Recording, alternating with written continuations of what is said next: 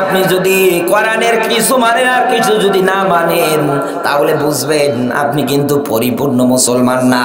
আল্লাহ ডাক দিচ্ছেন, ইয়া আইয়ুহাল্লাযীনা আমানু দুখুলু ফিস সিলমি কাফা। ওই যারা ঈমানদারের দাবি করো, তোমাদেরকে বলছি, এই দুনিয়ার ময়দানে আমার ইসলাম যদি মানতে চাও, কোরআন যদি মানতে চাও, তাহলে আমি আল্লাহ পাক বলছি পরিপূর্ণভাবে ইসলাম মানা লাগবে। আংশিক মানবেন আর আংশিক মানবে না, হবে না। জীবন দেওয়ার জন্য রেডি হবেন, অথচ সম্পদ দেওয়ার জন্য রেডি না। আপনি তো আব্দুল্লাহ ইবনে উবাইয়ের চাইতে কম না। এক কথা বলেন না কেন? আব্দুল্লাহ ইবনে কিন্তু এরকমটাই ছিলেন। ভালো ভালো কথা এসে রাসূলের সামনে বলতেন, আবার বিশ্ব নবী যে কথাগুলো বলতেন, কাফেরদের সাথে গিয়ে মারামারি কিভাবে বাজানো যায়, দাঙ্গা হাঙ্গামা কিভাবে বাজানো যায়, এই চেষ্টা করেছিলেন।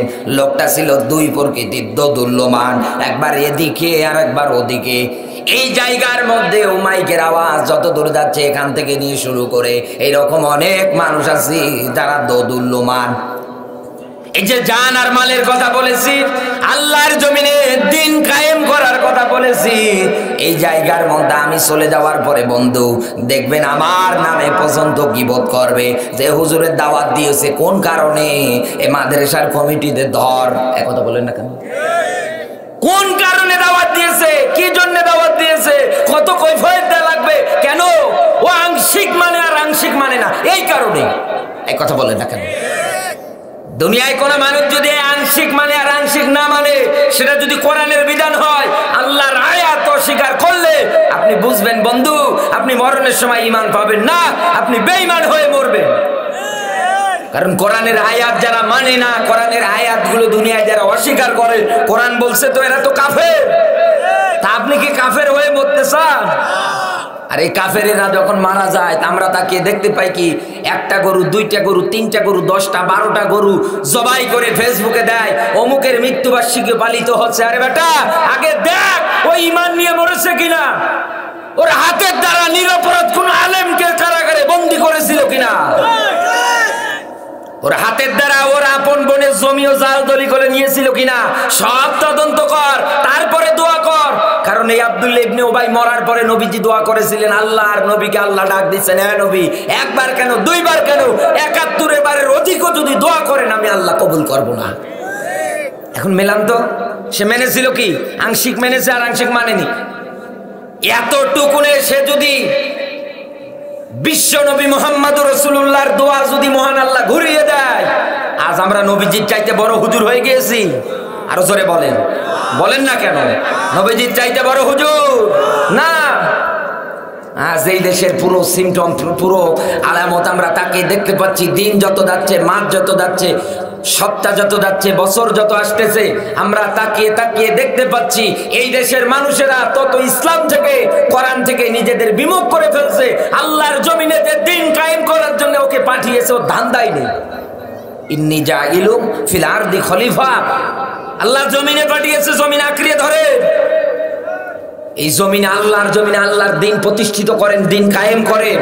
দিন কায়েম করা, নামাজ পড়া যেরকম ফরজ, রোজা রাখা যেরকম ফরজ, হজ করা যেরকম ফরজ, সম্পদাদি টাকা পয়সা থাকলে আল্লাহর জমিনে আল্লাহর দিন কায়েম করা ঠিক তেমন ফরজ। এটা কিন্তু সুন্নাত না, নফলও না, ওয়াজিবও না, এটা কি? আরো জোরে বলেন কি? ফরজ। আমার বন্ধুরা ভালো করে বুঝবেন, এই দুনিয়ার ময়দানে আল্লাহর এই ফরজ বিধানগুলো দুনিয়ায় যারা অস্বীকার করতেছেন, আমি তাদেরকে একটা আয়াত বলছি বিবেকটাকে জাগ্রত করার জন্য। আল্লাহ পাক বলেন, ইন্নাহু লাযিকরুল লাকা ওয়া লিকাওমিকা ওয়া সাওফা তুসআলুন।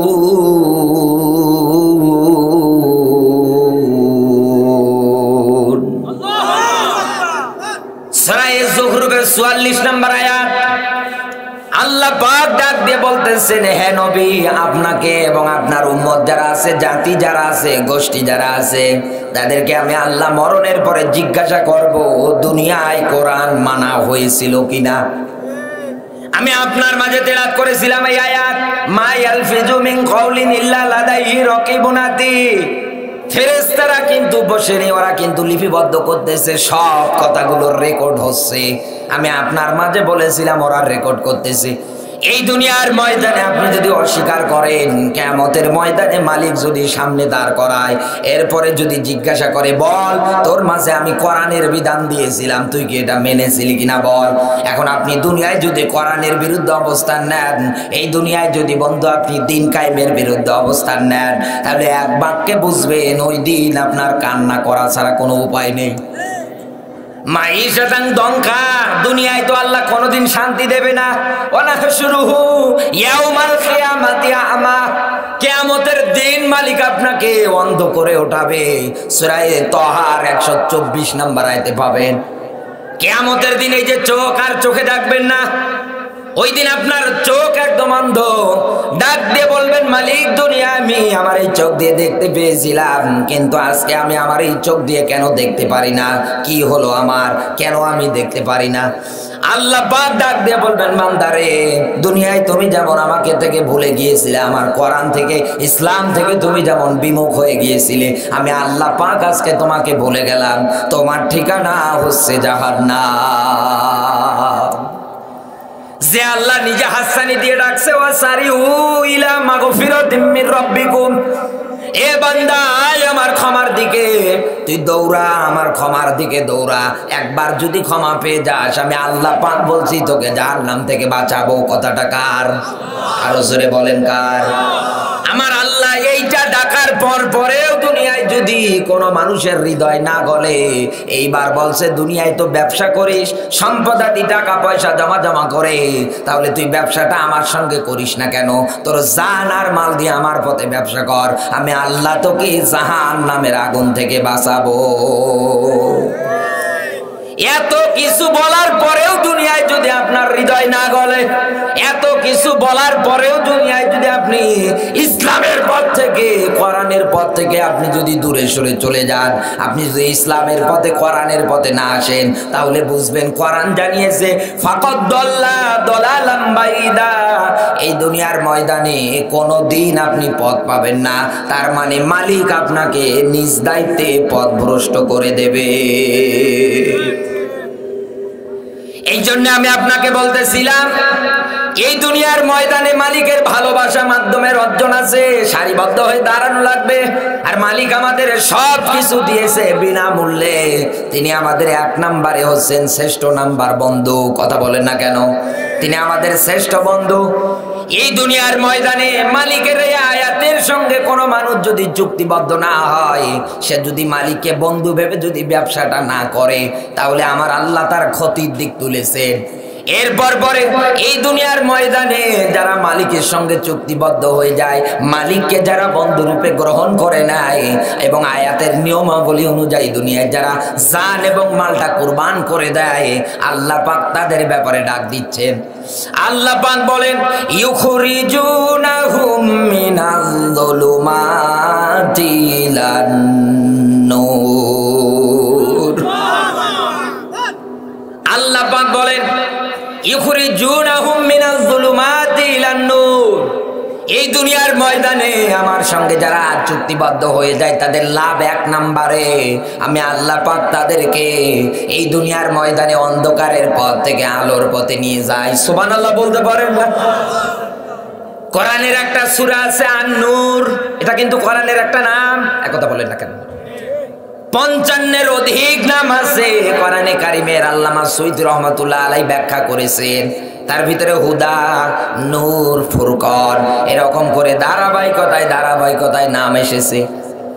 আল্লাহ পাক বলেন, এ বান্দা আমার কোরআনের কাছে আয়, ইসলামের কাছে আয়, আমি আল্লাহ পাক তোকে নিজ দায়িত্বে এই দুনিয়ার ময়দানে অন্ধকারের পথ থেকে আলোর দিকে নিয়ে যাব। তার মানে দুনিয়ায় কোনো মানুষ যদি কোরআন মানে, কোরআনের পথে যদি দুনিয়ার কোনো মানুষ জীবনের জিন্দেগিটা চালায়, কিয়ামতের দিন এই কোরআন সুপারিশ করে জান্নাতে নিয়ে যাবে। কিন্তু আজ বাংলাদেশের প্রেক্ষাপট অনুযায়ী আমি যেটা তাকিয়ে দেখতে পাচ্ছি, এই দুনিয়ার ময়দানে কোরআনের সাথে দুনিয়ায় যারাই সম্পর্ক স্থাপন তৈরি করে ফেলে, এই দুনিয়ার ময়দানে আল্লাহর আয়াতের সঙ্গে যারা চুক্তিবদ্ধ হয়ে যায়, আল্লাহর আয়াত মেনে যারা জীবন জিন্দেগি চালানোর চেষ্টা চালায়, আজ আপনি বন্ধু মিলিয়ে দেখেন তাদের উপরে জুলুম নির্যাতন আছে। এটাতেও তো অতীতের ইতিহাস, অতীতেও হয়েছে, বর্তমানেও হবে। আল্লাহর জমিনে আল্লাহর আয়াতের সঙ্গে চুক্তিবদ্ধ যারা হবে তাদেরকে আমার আল্লাহ পাক কাফের আর বেঈমানদের মাধ্যমে পরীক্ষা নেবে, এই জুলুম আর নির্যাতন দিয়ে। কথা বলেন না কেন? শুনলে খুশি হবেন আপনারা। এই জুলুম আর নির্যাতনের পরীক্ষায় উত্তীর্ণ আমাদের কলিজার টুকরা, সারা বাংলাদেশের গর্ব মুফতি আমির হামজা ভাই।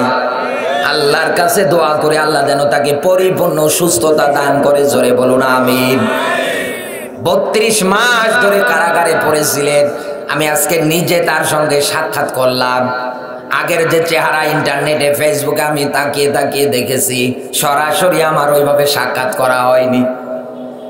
আজকে ভাইয়ের চেহারার দিকে আমি তাকালাম, মোবাইলে যেরকম দেখি তার চাইতে অনেকটা প্রায় শুকিয়ে গিয়েছে।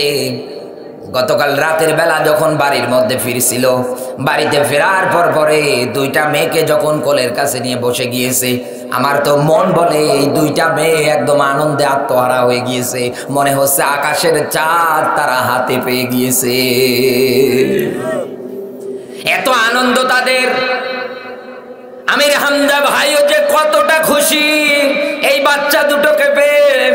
মুফতি রিজওয়ান রফিকি ভাই কওমি অঙ্গনের একজন স্বনামধন্য আলেম, তিনি ব্যাখ্যা করে এক ময়দানে বলেছিলেন, আমি কারাগারে থাকতে দেখেছি আমির হামজার নামে একজন মাওলানা আছে, জেলখানার ওই সিটগুলো ধরে হাউমাউ করে কান্দে। জিজ্ঞাসা যদি করা হয়, ভাই আপনি এত পরিমাণে কি জন্য ক্রন্দন করেন, ডাক দিয়ে বলে, ভাই আমার ছোট্ট ছোট্ট বাচ্চাদের কথা মনে পড়ে যায়। এই দুনিয়ার ময়দানে আয়াতের সঙ্গে চুক্তিবদ্ধ হন, বিপদে পড়বেন, মালিক বিপদ দিয়ে পরীক্ষা করবে, আবার বিপদ থেকে বাঁচাবে কে? আরো জোরে বলেন। তার বাস্তব দৃষ্টান্ত মুফতি আমির হামজা ভাই। হকের পথে, ইসলামের পথে নিজের জীবনটাকে উৎসর্গ করে যেই মানুষটা দিয়েছে, বিপদে পড়েছে, মালিক কিন্তু ভুলে যায়নি। আল্লাহ পাক বলেন, ওয়াকানা হাক্কান আলাইনা নাসরুল মুমিনিন। আল্লাহ তাআলা বলেন, আমার প্রিয় বান্দাদেরকে যারা মুমিন হয়, ঈমানদার হয়, মুত্তাকি হয়, তাদেরকে আমি আল্লাহ পাক এইভাবেই তো সাহায্য করি, কারণ তাদেরকে বাঁচানো, সাহায্য করা আমি আল্লাহর পক্ষে ওয়াজিব হয়ে যায়। আর দুনিয়ায় জালেম আপনি হবেন, চিটারি বাটপারি করবেন, দুর্নীতি করবেন, অন্যায় করবেন, মনে রাখবেন দিন এটা না, দিন আরো আসবে। কথা বলেন না কেন? দিন এটা না, দিন আরো আসবে। সামনে এমন দিন আসবে, আপনি দেখবেন, আপনি পড়ে থাকবেন, আপনার জানাজা দেওয়ার লোক থাকবে না। আপনি দিনের বিরুদ্ধাচারণ করেন, ইসলামের বিরুদ্ধাচারণ করেন।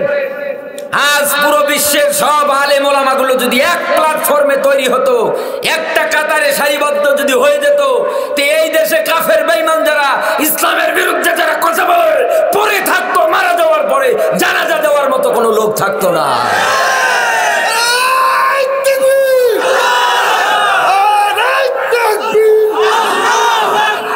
আমার বন্ধুরা ভালো করে বুঝবেন, সময় কম, কথা বলতে হবে অনেক, ভালো করে বুঝবেন। আপনি আমার কথায় রাগ করবেন না, মন খারাপ করবেন না। আপনি জানি আমার কথা শুনলে রাগ হয় অনেক মানুষের, কারণ আমি একটু সরাসরি ডাইরেক্ট বলে ফেলি। হ্যাঁ, আমি আমার জীবনটা আল্লাহর রাস্তায় ওয়াকফ করে দিয়েছি, কারণ আমার আয়াত সামনে। কিসের ভয় করব আমি? কি জন্য পরোয়া করব? আমি কোনো ভয় করি না, কাউকে পরোয়া করি না। কি হবে ও দেখা যাবে। বিপদে যিনি ফেলাবে, বাঁচাবে কে? আরো জোরে বলেন কে? আমার আল্লাহ বাঁচাবে। এজন্য ভয় ভীতি এসব কোনোদিনও করা যাবে না। সামনের দিকে এগিয়ে যান, আপনি সামনের দিকে এগিয়ে যান, বিজয় তো তিনি দেবে। কিন্তু আমরা এদেশে আর সামনের দিকে যেতে পারি না। আমরা সামান্য ভয় পেয়ে যাই, জেল জরিমানা জুলুম নির্যাতনের ভয় পেয়ে যাই। আরে ভাই, ইসলাম কি জিনিস বোঝে তো ওই লোকটা, যেই লোকটা 32 মাস ধরে পরিবারের সাথে তার কোনো যোগাযোগ, কোনো কানেকশন ছিল না, একদম আলাদা। আর আপনি গোস্ত পোলাও রুটি খেয়ে, কর্মা খেয়ে আপনি এত আনন্দ করেন, মাজলুমদের পক্ষ নিয়ে কথা বললে আপনার চুলকায়, আপনার কষ্ট লাগে, আপনি ইসলামের একটু মানতে পারেন না। কি করেন আমি বুঝি না। ইসলাম তো ওই লোকটা মানতেছে যেই লোকটা, আমি গিয়েছিলাম এই যে পাবনা কোথায় যেন আটঘরিয়ায় মাহফিল করতে গিয়ে এক ভাই এসে কাঁদছে আমার সামনে। জিজ্ঞাসা করলাম কেন কাঁদছেন? বলে হুজুর, আমি আমার নিজের বাড়িতে থাকতে পারি না। কেন?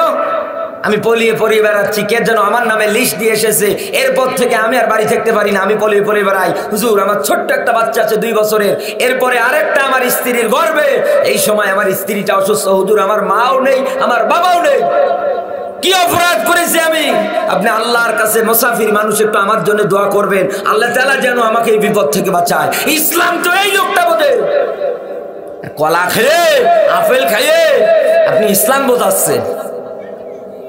ইসলাম অতীতের ইতিহাস মেলে নবীজিও ঘর ছেড়েছে, বাড়ি ছেড়েছে, মার খেয়েছে, জুলুম নির্যাতন সহ্য করেছে।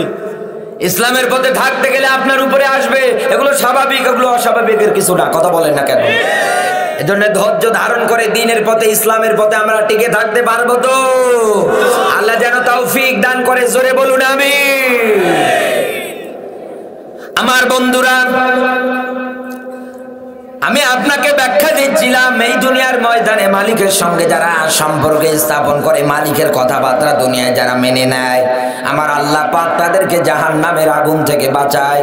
আমার আল্লাহ পাক তাদেরকে জাহান্নামের আগুন থেকে বাঁচিয়ে জান্নাতের দিকে নিয়ে যায়। এই জায়গার মধ্যে এই জুলুমাত শব্দটা আছে। তামাম দুনিয়ার যত মুফাসসির আছে, সব মুফাসসিরেরা এই জুলুমাত নিয়ে গবেষণা করে 3টা ব্যাখ্যা দিয়েছে। এই জুলুমাত মানে রাতের অন্ধকার না, এই জুলুমাত মানে সমুদ্রের নিচে পানির অন্ধকার না, এই জুলুমাত মানে রাতের বেলা যে অন্ধকার, এই অন্ধকারও না, ঘরের ভিতরে দরজা জানলা বন্ধ করে দিয়ে লাইট অফ করে দিলে যে অন্ধকার হয়, এই অন্ধকারও না। আল্লাহ পাক বলেন, এ বান্দা, এই জুলুমাত হচ্ছে নেশার পথ, এই জুলুমাত হচ্ছে সুদের পথ, এই জুলুমাত হচ্ছে অন্যায় অবিচার জুলুম নির্যাতনের পথ, এই জুলুমাত হচ্ছে মিথ্যা সাক্ষ্য দেওয়ার পথ, এই জুলুমাত হচ্ছে নিরপরাধ মানুষদের উপরে জুলুম করার পথ। কথা বলেন না কেন? একটা কথায় যত খারাপ কাজ আছে, সব খারাপ কাজ থেকে মালিক আপনাকে বাঁচিয়ে আমার আল্লাহ আলোর দিকে নিয়ে যায় তো তাদেরকে। দুনিয়ায় যারা আল্লাহর আয়াতের সঙ্গে চুক্তিবদ্ধ হতে পারে, কিন্তু আমরা এদেশের মধ্যে আসতে পারি না। আয়াতের কথা ব্যাখ্যা করতে গেলেই দেখবেন রাগ হয়, নাম দেয় তাফসীরুল কোরআন, বাবে তাফঈলের মাজদার। এই যে তাফসীরুল কোরআন, এর ব্যাখ্যা করতে গেলে এইভাবে দেয়া লাগে। এই যে ঢাকনা দেয়া আছে, এর ভিতরে এখন বাইরে থেকে দেখা যাচ্ছে এর ভিতরে পানি, কথা বলেন না কেন? এর ভিতরে পানি আছে। ঢাকনা খুলে আমি যখন খেতে শুরু করব, বুঝতে পারবো পানিটা ভালো কিনা মন্দ, এই পানিটা আসলে ডেট কি আছে না নেই, এই পানিটা খাওয়ার উপযোগী কিনা। আর ঢাকনা না খুলে যদি এইভাবে ঢালি, আমি বুঝতে পারবো? নাকের কাছে নিয়ে যদি আমি গন্ধ শুকিয়ে নিতে পারবো না? আমি বলতে পারবো না। যতক্ষণ না আমি এটা না খাই, ততক্ষণ বলতে পারবো না। তাফসীর ব্যাখ্যাটা ঠিক এইরকম, ঢাকনা দিয়ে কোনো জিনিস ঢেকে দেওয়া আছে, জাতির সামনে এটা উন্মোচন করা দরকার। আমি দেখতে পাচ্ছি আজ এই দেশে আমার যুবক ভাইরা হাতে অস্ত্র তুলে নিয়েছে, গাঞ্জা তুলে নিয়েছে, ফেন্সিডিল তুলে নিয়েছে, ডাই তুলে নিয়েছে, ইয়াবা তুলে নিয়েছে। এই দেশের যুবকেরা আছে এইরকম মোবাইল নিয়ে পরকীয়ায় যুক্ত হয়ে গিয়েছে। কথা বলেন না কেন? কত অন্যায় অবিচার, কত জুলুম নির্যাতনের পথগুলো তারা বেছে নিয়েছে। নেওয়ার একটাই মাত্র কারণ, তারা মালিকের আয়াতের সঙ্গে চুক্তিবদ্ধ হতে পারেনি। কথা বলেন না কেন? তারা এই জুলুমাতের পথটা বেছে নিল। এদেশের এসপি, এনএসআই, ডিসি, পুলিশ থেকে শুরু করে এমপি থেকে মন্ত্রী, এরপর পরে সর্বনিম্ন মেম্বার পর্যন্ত টেনশনে থাকে, বিচার করা লাগে কি অমুকের ছেলে গাঞ্জা খায়। এই কথা বলে না কেন? এই বিচার করা লাগে না? অমুকের ছেলে অমুকের মেয়ে নিয়ে পালিয়ে গিয়েছে, এই বিচার করা লাগছে এই দেশে। ও যুবক ভাই, আমি তোমাদের মতো একজন যুবক, গলা ফাটিয়ে চিল্লিয়ে গেলাম আল্লাহর জমিনে আল্লাহর দিন কায়েম করার জন্য। আল্লাহর সঙ্গে চুক্তিবদ্ধ হয়ে যাও। তোমার মতো কত যুবক আজকে মিনিট সেকেন্ডের মধ্যেই মারা যায়। কত আমার বন্ধু বান্ধব আমার বয়সেও ছোট, তারা মারা গিয়েছে। নিজের হাত দিয়ে দাফন করি। কি জীবন তোমার? তোমার যেই দিন জন্মগ্রহণ হয়ে গিয়েছে, ওই দিনে তোমার হায়াত, দুনিয়ার থেকে যেই দিন তুমি বিদায় নেবে তথা মৃত্যুবরণ করবে, ওই দিনেই কিন্তু লেখা হয়ে গিয়েছে। কিন্তু এদেশের যুবকেরা বোঝে না, খারাপির পথটা, জুলুমাতের পথটা, অন্যায় অবিচারের পথটা তারা বেছে নিয়েছে, যার কারণে দিন দিন এই দেশের নেশা বাড়ছে, আর বাড়বেই তো। 21 বছর হয়ে গেলে মদ পান করবে লাইসেন্স নিয়ে। এই কথা বলে পারবে না তো কি? একদিক দিয়ে দোয়া করছে, আর একদিকে আইকেলা বাস দিচ্ছে। একদিক দিয়ে চালু, আর এক দিয়ে বলছে দোয়া করছে। এ ও ও অমুক জায়গায় এত, তমুক জায়গায় এত, ঘোড়ার ডিম, তো ওটা বন্ধ করেন না কেন? ওখানে লাইসেন্স কেন? কোন কারণে লাইসেন্স? একথা বলে না কেন? আচ্ছা আমি আপনাকে বলি, কোন যুবক কলেজে, ইউনিভার্সিটিতে, স্কুল পর্যায় থেকে শুরু করে, কারণ কোন আলেম, কোন মাদ্রাসার ছাত্র কোনোদিন ওই সব জায়গায় যাবে না। গ্যারান্টি দিয়ে বলতে চায়, শ্রেষ্ঠতম সন্তান কারিগর তৈরি করার একটা স্থান এনার কাছে দিয়ে যান, শ্রেষ্ঠতম সন্তান তৈরি করবে। কোনোদিন চোখ রাঙিয়ে কথা বলবে না, কোনোদিন আপনারকে গায়ে হাত তো দেওয়া দূরের থাক, একটা কটু কথাও কোনোদিন বলবে না। দিয়ে যান এনার কাছে, তা পারেন না, দিয়ে আসেন কোথায়? ওই যে ইংলিশ মিডিয়ামে, ওখান থেকে কোথায়? ওই যে ওখান থেকে কোথায় বলে ভার্সিটিতে। এরপরে কি মেনি আড্ডি, এরপরে কি হাতে সিগারেট, এরপরে 2 দিন পরে বাড়ি এসে বউ একটা সাথে নিয়ে আসার পরে আপনার জায়গা হয় না, আমি হয়েছি ডাক্তার, আমি হয়েছি MBBS। ও বাবা, বাড়ির থেকে বের হও, তোমার ঠিকানা এখন বৃদ্ধাশ্রমে। হয় কেন? কেন হয়? আপনি আপনার সন্তানকে আজও রব চেনাতে পারেননি, মালিকের সঙ্গে চুক্তিবদ্ধ করে দিতে পারেননি। এর জন্য আপনার সন্তান এত বড় হয়েছে, তাও হাফ প্যান্ট পরে ঘুরে গো। মানুষ না এসব কি? আমি তো মাঝে মাঝে চিন্তা করি, আল্লাহ পাক যে বলেছেন এই দুনিয়ার ময়দানে আশরাফুল মাখলুকাত, সৃষ্টির সেরা জীব, এ কথাটা আমরা সবাই বলি না। আপনি কাদেরকে সৃষ্টির সেরা জীব ভাবেন? দুনিয়ায় যারা ঈমান আনার পরে যারা নেক আমল করে, আল্লাহ পাক বলেন এরাই তো আমার কাছে সৃষ্টির সেরা জীব, এরাই তো সৃষ্টির মধ্যে শ্রেষ্ঠ। যেটাকে কোরআনের আয়াত দিয়ে ডাকবেন, জুলুমাতের পথ থেকে ফিরে আসতে বলবেন, ও আরো রাগ করে, ও আরো ডিনাই করে, ও আরো অহংকার করে, বদমেজাজি হয়, এক কথায় বুঝবেন এটা কোনোদিন ভালোর পথে নেই, এ খারাপের পথেই আছে। যুবক ভাই যারা আছো, কি মেসেজ দিতে চাই? এই দুনিয়ার ময়দানে যে জুলুমাতের পথগুলো আছে, এইগুলোই থাকতে থাকতে তোমরা যদি মারা যাও, জুলুমাতের এই পথগুলো বেছে নেওয়ার কারণে, অন্যায় অবিচারের এই পথগুলোকে বেছে নেওয়ার কারণে, এই পথে থাকতে থাকতে তোমাদের যদি মরণটা হয়ে যায়, আল্লাহ পাক এবার তোমাদের জবাবে ডাক দিয়ে বলতেছেন, ইউখরিজুনাহুম মিনান নূরি ইলা যুলুমাত।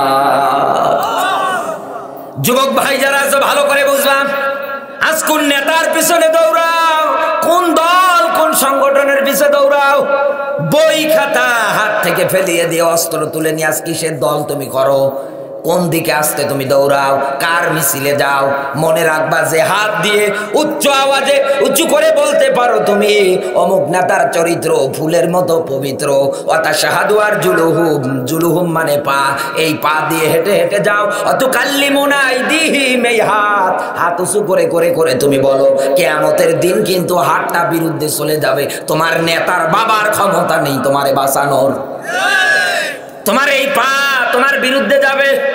কিয়ামতের ময়দানে এই পা ডাক দিয়ে বলবে, মালিক মদের বোতল হাতে নিয়ে কনসার্টের মধ্যে নাচানাচি করেছে, মেনে আড্ডা দিয়েছে পার্কে, হাত ধরে বলেছে তুমি আমার আমি তোমার, একথা বলেন না কেন? হাঁটছে আর বলছে, এই স্লোগান দুনিয়ায়ও দিয়েছে। আল্লাহ পাক ডাক দিয়ে বলবেন, এ বান্দা, এই দুনিয়ার ময়দানে তাগুদের পথ যারা বেছে নেয়, ইসলামের পথ থেকে যারা ফিরে আসে, ওয়াল্লাযীনা কাফারু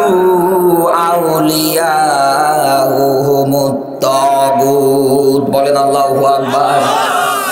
আল্লাহ পাক বলেন, আল্লাযীনা কাফারু আউলিয়াউহুমুত তাগুত, এই দুনিয়ার ময়দানে আমার সঙ্গে চুক্তিবদ্ধ যারা হয়ে যায় তাদেরকে তো আমি জুলুমাতের পথ থেকে ভালোর পথে নিয়ে যাই, আর যারা দুনিয়ায় তাগুদের সঙ্গে চুক্তিবদ্ধ হয়ে যায়, এই দুনিয়ায় যারা তাগুদের পথটা বেছে নেয়, এক কথায় দুনিয়ায় যারা তাগুদ মানে শয়তানের নিয়ম নীতি দুনিয়ায় যারা মানতে শুরু করে দেয়, আমি আল্লাহ পাক বলছি, ইউখরিজুনাহুম মিনান নূরি ইলা যুলুমাত, আমি আল্লাহ পাক তাদেরকে আলোর পথ থেকে ঘাড় ধরে বের করে দিয়ে ওই জুলুমাতের পথে নিয়ে যায়। ওই মদের বারে ওকে নিয়ে যাব। নিয়ে যাচ্ছে কে? যদি শয়তানকে অনুসরণ করে নিয়ে যাবে আল্লাহ নিজে ঘাড় ধরে। কেন নিয়ে যাবে? কেন সুদের কাছে নিয়ে যাবে? কেন জেনা ব্যভিচারের কাছে নিয়ে যাবে ঘাড় ধরে? কারণ আপনি তো পথ হারা। শয়তান আপনার দখল, শয়তান আপনার বন্ধু। এক কথা বলেন না কেন? আল্লাহ পাক এবার তোমাদেরকে উদ্দেশ্য করেই মনে হয় ডাক দিয়ে বলতেছে, ও বাংলাদেশের মানুষেরা কি করো তোমরা? আমি আল্লাহ পাক তোমাদেরকে বলছি, উলাইকা সাহাবুন নার হুম ফিহা খালিদুন। বলেন আল্লাহু আকবার। আল্লাহ পাক ডাক দিয়ে বলতেছেন উলাইকা। এখানে আলেম যারা বসে আছেন একমত হতে বাধ্য হবেন, উলাইকা কোরআনের যত জায়গায় এসেছে তত জায়গায় আল্লাহ আঙ্গুল ইশারা করে দেখাচ্ছেন।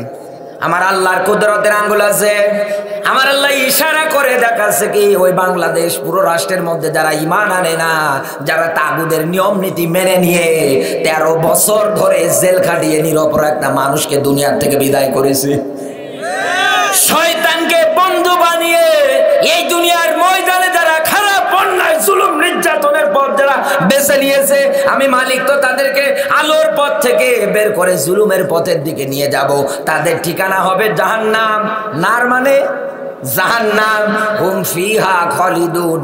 আর ওই জায়গার মধ্যে আপনি চিরকাল থাকবেন। এখন বুকে হাত দেন, আখিরাতের চিন্তা আনেন। কদ্দামাত লিগত ওয়াত্তাকুল্লাহ ইন্নাল্লাহা খবীরুম বিমা তা'মালুন। আপনি আখিরাতের ময়দানের ভয় ভীতিগুলো এবার নিয়ে আসেন অন্তঃকরণের মধ্যে। চিন্তা টেন্ডেন্সি আপনি অন্তঃকরণের মধ্যে নিয়ে আসেন। আমি আগামী কালকের জন্য আখিরাতের ময়দানে মালিকের সামনে দাঁড়াবো। আমি কি জোগাড় করে নিয়ে যাচ্ছি, আমি কি করতেছি। মালিক যদি আমাকে সামনে ডাক দিয়ে বলে, বান্দারে তোর এই পুরো জীবন জিন্দেগিটাই ব্যর্থ, কারণ বলবেই তো দুনিয়ায় আপনি তাগুদের পক্ষে ছিলেন, আপনি তাগুদের পথ আঁকড়িয়ে ধরেছেন, ইসলাম বাদ দিয়ে কোরআন বাদ দিয়ে আপনি এই দুনিয়ায় তাগুদের নিয়ম নীতি দিয়ে তৈরি করা দল করেছেন, কর্মসূচি করেছেন, নেতা মেনেছেন। আল্লাহর পাঠানো সাইয়েদনা মাওলানা এই দুনিয়া আপনি মানেননি। তাহলে বুঝবেন ও বন্ধু, আপনার জায়গা ওই জাহান্নাম। কথা বলেন না কেন? আমার কথা শোনার পরে রাগ হয়, মন খারাপ করেন, আমি তারপরেও বলবো। এই দুনিয়ার ময়দানে একটা মানুষ যদি এই কথাগুলো শোনার পরে হেদায়েতের পথে ফিরে আসে, আমার একটা যুবক ভাই যদি হেদায়েতের পথে ফিরে আসে যে আমি কি করছি আমি, আমার হাতটা যদি বিরুদ্ধে চলে যায়, পা যদি বিরুদ্ধে চলে যায়, মাথার থেকে শুরু করে পায়ের আঙ্গুল পর্যন্ত যত অঙ্গ প্রত্যঙ্গগুলো আছে এইগুলো যদি আমার বিরুদ্ধে চলে যায়, কিয়ামতের দিন আমার তো বাঁচার কোনো উপায় নেই। আমি তো তাগুদের পক্ষে চলেছি, আমার ঠিকানা মালিক নিজে দেখিয়ে দিচ্ছে জাহান্নাম। লা ইয়ামুতু ফিহা ওয়া লা ইয়াহইয়া। জাহান্নামে যখন যাবে, হুজুরের মুখে শুনেছি, লা ইয়ামুতু ফিহা ওয়া লা ইয়াহইয়া, মরবো না বাঁচবো না। ওই জায়গার মধ্যে আমার কি একটা অবস্থা হয়ে যাবে। ফেরেশতারা আমাকে আযাব দেবে, জাহান্নামের আগুনের মধ্যে নিক্ষেপ করবে। এত জ্বলন্ত আগুন। আমি দুনিয়ার ময়দানে যে আগুন আমার হাতে লাগলে শুধু হাতটা পুড়ে যেত, হুজুরদের মুখে শুনেছি জাহান্নামের আগুন যদি একবার হাতে লেগে যায় হাত পুড়বে না, কলিজা সহ জোরে ছারখার হয়ে যাবে। ও যুবক ভাই, কি করো তুমি? ও যুবতী বোন, কি করতেছো আজকে? কোরআনের পথে আল্লাহর আয়াতের সঙ্গে চুক্তিবদ্ধ হয়ে যাও, আল্লাহর আয়াতের সঙ্গে ব্যবসায় আবদ্ধ হয়ে যাও।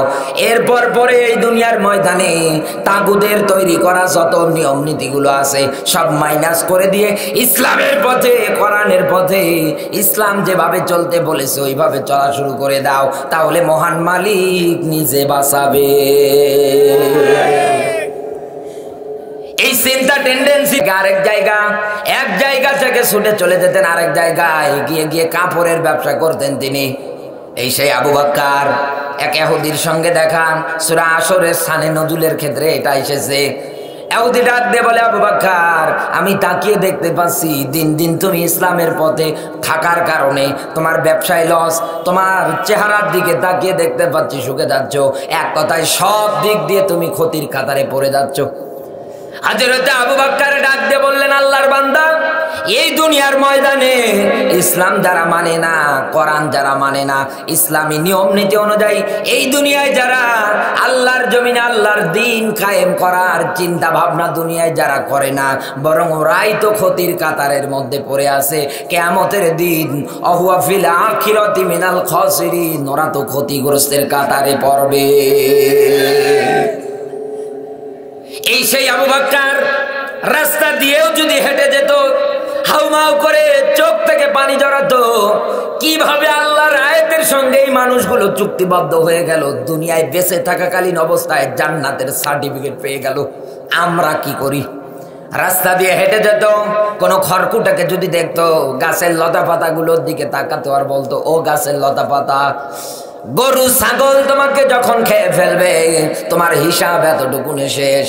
গরু ছাগলের পেটে চলে যাবা, এরপরে হজম হয়ে যাবা, এরপরে বের হয়ে আসবা। কিন্তু আমি আবু বকরের তা না। আমার আল্লাহ পাক আমাকে মানুষ বানিয়েছে, আর কিয়ামতের ময়দানে আমাকে হিসাব দেওয়া লাগবে মালিকের সামনে। আমার মালিক যদি আমারে ডাক দিয়ে বলে, আবু বকর আজকে মাত্র তুমি একটা দিনের হিসাব দাও, আমি এই একটা দিনের হিসাব আমার আল্লাহর সামনে দিতে পারবো না। অথচ জান্নাতের গ্যারান্টি প্রাপ্ত একজন সাহাবী, এই কথা বলেন না কেন? খেলাফতের এই বিশাল দায়িত্ব 10 বছর ধরে পালন করেছে। ঘটনাটা পড়ার পরে আমি আমার নিজের চোখ দিয়ে পানি ছড়িয়েছি, আমার কান্না চলে এসেছে। মানুষও কি এমন হয়? খেলাফতের 10 বছর তিনি একাধারে দায়িত্ব পালন করেছে। যেই দিন এই লোকটা মারা যায়, মারা যাওয়ার সময় তার সন্তান আব্দুর রহমানকে ডাক দিয়ে বলে, বাবা, ও আমার মেয়ে আয়েশা, তোমাদেরকে বলে যাই, আমি এই লম্বা সফর পার করলাম, এখন হয়তো আমি দুনিয়ার থেকে বিদায় নিয়ে চলে যাব। আমি আবু বকর যদি মারা যাই, রাষ্ট্রপক্ষ থেকে আমাকে এত দিন ধরে যে ভাতাটা, যে টাকাটা আমাকে দিয়েছিল রাষ্ট্রের দায়িত্ব পালন করার জন্য, আমি তো টাকা পয়সা ঠিক নিয়েছি, কিন্তু কারো বাড়িতে খাবার আছে, কারো বাড়িতে খাবার নাই। এই খাবারের নিয়ম নীতি, খাদ্য, বস্ত্র, চিকিৎসা, বাসস্থান, এইগুলোর ক্ষেত্রে আমি যদি একটু কমতি করে ফেলি, কেউ যদি আমার এই খেলাফতের দায়িত্ব পালন করতে গিয়ে কেউ যদি কষ্ট পায়, মনের মধ্যে আঘাত পায়, আমি আবু বকরের নামে তো কিয়ামতের ময়দানে তারা নালিশ করবে। ও সন্তানেরা বলে যাই, এই যে জমিটা দেখছো, এই জমিটা বিক্রি করবা, করার পরে যতটুকুন টাকা পয়সা হবে, এর পরবর্তী যিনি খলিফা আসবে তার হাতে দিয়ে বলবা, এই সমাজের মধ্যে, এই রাষ্ট্রের মধ্যে যত গরিব দুঃখী আছে সবার মাঝে যেন তিনি সমানভাবে বন্টন করে দেয়। তার মানে তিনি বিনা পয়সায় খেলাফতের দায়িত্ব পালন করলেন। একথা বললেন না কেন? একটি টাকাও নিচ্ছেন না। কোন কারণে? মরণের পরে যদি আল্লাহ জিজ্ঞাসা করে, আবু বকর তুমি হিসাব দাও তো, খেলাফতের এই দায়িত্ব, তুমি তো দেশের রাষ্ট্রনায়ক ছিলে, আর আপনি বিশ্বের ময়দানের দিকে মিলিয়ে দেখেন, এত কিছু দেবেন তারপরেও মন পাবেন না, নিজের ভোট নামও আমার নোটটাও দিয়ে দেবেন তারপরেও মন পাবেন না। আপনার রায় আর সমর্থন দিয়ে নেতা হওয়ার পরে দেখবেন বাঁশ লম্বা করে রেখেছে, আপনাকে দেবে তাই। ব্রিজ বানাবে বাঁশ দিয়ে বানাচ্ছে, রাস্তা, ডেলিভারি রোড, এই কথা বলেন না কেন? কথাগুলো আমার বাস্তবে একদম 100-100 মিলে যায়। কেন আমি এইরকম করে গলা ফাটিয়ে আপনার মাঝে এইরকম করে চিল্লাচ্ছি? আমি জানি এত রিস্ক নিয়ে কথা বললে আমি বিপদে পড়তেও পারি, কারণ আজ বর্তমান সমাজের যে অবস্থা। কেন আমি এই কথাগুলো বলতেছি জানেন? এই দুনিয়ার ময়দানে যারাই বলেছিল ইন্নাল্লাযিনা ক্বালু রাব্বুনাল্লাহ, নিশ্চয় আমাদের রব যিনি, তিনি কে? আরো জোরে বলেন, আমাদের রব কে? আল্লাহ। এই রব মানে রিজিক দাতা, এই রব মানে আইন দাতা, এই রব মানে প্রতিপালক। রবের এই আইন কানুন নিয়ম নীতি প্রতিষ্ঠা করতে গেলে মার হবে, এই কপাল হয়তো ফেটে যাবে, হয়তো হাতের মধ্যে হাত করা পরিয়ে টানতে টানতে জেলখানায় নিয়ে যাবে। এত জুলুম, এত নির্যাতনের, এত কষ্টের কথাগুলো আমি জানি। ও বন্ধু, কেন আমি তারপরেও রিস্ক নিয়ে বলি জানেন? কোরআনের আয়াত আমাকে আনন্দিত করে দেয়। ইন্নামাল মুমিনুনাল্লাযিনা ইযা যুকিরাল্লাহ, সত্যিকারের ঈমানদার যারা হবে, কোরআনের ব্যাখ্যা হলে ঈমান যা আছে আরো বাড়বে। কোরআনের আয়াত তো আমাকে আরো আনন্দিত করে দেয়। এ বান্দা, রবকে যদি পেতে চাও কষ্ট করা লাগবে। কষ্ট ছাড়া কেউ কোনোদিন রবের ভালোবাসা পায় না। আর এই দুনিয়ার ময়দানে রবকে কষ্ট করতে করতে কোন মানুষ যদি পেয়ে যায়, আল্লাহ পাক বলেন ফাসাউফা ইউহাসাবু হিসাবা ইয়াসীরা, কিয়ামতের দিন আমার আল্লাহ পুরস্কার দেবে। বান্দা, আজকে তোর কোনো হিসাব লাগবে না, আমি আল্লাহ তোর হিসাব একদম সহজ করে দিলাম। হে বান্দা, ফাম্মা মান উতিয়া কিতাবাহু বিয়ামিনিহি, কিয়ামতের ময়দানে মালিক আমলনামাটা ডান হাতে দিয়ে দেবে। সুবহানাল্লাহ বলতে পারেন? এরপর পরে মালিক ঘোষণা করে দেবে, আমার জান্নাতের কাতারে তাকে শামিল করে নিয়ে নাও। এই জন্যই তো আমরা মালিকের আয়াতের সঙ্গে চুক্তিবদ্ধ হতে চাই। আরে চুক্তিবদ্ধ হতে গেলে মার হতে পারে, জুলুম হতে পারে, নির্যাতন হতে পারে, তারপরেও আমরা জানি। আমি আপনাকে একটা কথা বলেছিলাম, এই দুনিয়ার ময়দানে আল্লাহর আয়াত বাদ দিয়ে দুনিয়ায় যারা তাগুদের নিয়ম নীতিগুলো মেনে নিয়ে দুনিয়ায় যারা দলের সঙ্গে যুক্ত আছেন, আমি আপনাকে আজকে এই কালীনগরের ময়দানে, এই মাগুরা সদর এই থানার ময়দানে থেকে বলে যেতে চাই, জীবনের রিস্ক নিয়ে হলেও এই 5টা বিধান আমি আপনার মাঝে বলবো। আপনি যে দল করেন, যে সংগঠন করেন, যে দলের পথে স্লোগান দেন, আজ আপনি মিলিয়ে দেখেন তো সূরা মাইদার 54 নম্বর আয়াত অনুযায়ী এই দুনিয়ার ময়দানে মালিক যে দল করার কথাটা বলেছেন, কর্মসূচিগুলো দিয়েছেন, আপনি যে দলে আছেন, যে কর্মসূচিগুলো আছে না নেই, একটু মেলান। আপনি একটু মেলান, বাইরের দেশে যাওয়া লাগবে না, আমার বাংলাদেশের সঙ্গে মেলান আছে কিনা। যেই দলের মধ্যেই কর্মসূচি পাবেন, এক বাক্যে বুঝবেন ওই দলটাই হচ্ছে এই দুনিয়ায় শ্রেষ্ঠতম দল। আপনারা শুনতে রাজি আছেন তো? রাজি আছেন? যদি জীবনের বিরুদ্ধে যায়, আপনি যে দলে আছেন দলের বিরুদ্ধে যদি যায়, আমি কিন্তু আগেই বলেছি আমি আপনার বন্ধু, আমি কিন্তু শত্রু না। আমি কিন্তু আপনার বন্ধু, আপনার কিন্তু শত্রু না। আমি আপনাকে বাঁচাতে চাই। আপনি আসেন না কেন কোরআনের পথে? কেন আপনার রাগ হবে? আপনি এমপি তা মন্ত্রী যেটাই হন না কেন, যে পর্যায়ে থাকেন না কেন, কোরআনের আয়াতের দিকে তাকান। আল্লাহ কত সুন্দর করে ডাক দিচ্ছে, হালা আতা আলাল ইনসানি হিনুম মিনাদ দাহরি। এ বান্দা, কেন অহংকার করো? কেন মশান দেখাও? কেন ক্ষমতা দেখাও? কেন পাওয়ার দেখাও? বান্দারে, ছোট্টবেলার কালের দিকে তাকাও তো, তুমি তো উল্লেখ করার মতো কিচ্ছু ছিলে না। কথাটা বলছে কে? এ বান্দা, তুমি তো উল্লেখ করার মতো কিচ্ছু ছিলে না। আজকে ওখান থেকে আমি আল্লাহ পাক তোমাকে এত দূর পর্যন্ত নিয়ে আসলাম। তোমার মুখের মধ্যে কোনো ভাষা ছিল না, এতটুকুন ভাষা ছিল শুধু কান্না করা ছাড়া। কথা বলেন কেন? ক্ষুধা লাগলে বলতেও পারতে না, মা আমাকে ক্ষুধা লেগেছে, খাবার দাও, আমি এই খাবো ওই খাবো, কিছুই আপনার মুখ দিয়ে আপনি বের করতে পারতেন না। এতটুকুন শুধু টোয়া টোয়া আওয়াজ দিয়ে বোঝাতে যে মালিক আপনাকে তিলে তিলে খাইয়ে খাইয়ে আজকে এত দূর পর্যন্ত নিয়ে গেল। সেই মালিকের আয়াতের বিরুদ্ধে স্লোগান দেন, আপনি তো আচ্ছা জানোয়ার। কথা বলে মানুষের কাতারে নেই, ওটা নির্ভেজাল জানোয়ার। একটা কুকুর খাবার খাওয়াবেন, আজকে ট্রাই করবেন, যদি কুকুর পান রাস্তায় রাতের বেলা, রাতের বেলা যেতে একটা কুকুরকে একটা রুটিও যদি কিনে দেন, এই কুকুর আপনার পিছু ছাড়বে না। খাওয়ার পর পরে আপনার পিছ যাবে, তার মানে ও চিন্তা করবে যে না, আমাকে একবার খাবার দিয়েছে, আরো দিতে পারে। এরপরে আপনার বাড়ি অবধি যদি যায়, আর বাড়ি ছাড়বে না, ও বাড়িতে থাকা শুরু করবে। এমন একটা পর্যায়ে আসবে, নতুন কোন অতিথি গেলে এই কুকুর ঘেউ ঘেউ আওয়াজ দিয়ে বোঝাবে, মালিক দেখো তো কে এসেছে, এটা সিটার না বাটপার। একথা বলেন না কেন? ও মালিক দেখো এটা কে, এটা আসলে তোমার ভালো চাই না খারাপ চাই। একটা কুকুর একটা রুটি খাওয়ার পরে, একটা হাড় খাওয়ার পরে, একটু খাবার খাওয়ার পরে তার মালিকের সঙ্গে নেমো খারামি করে না।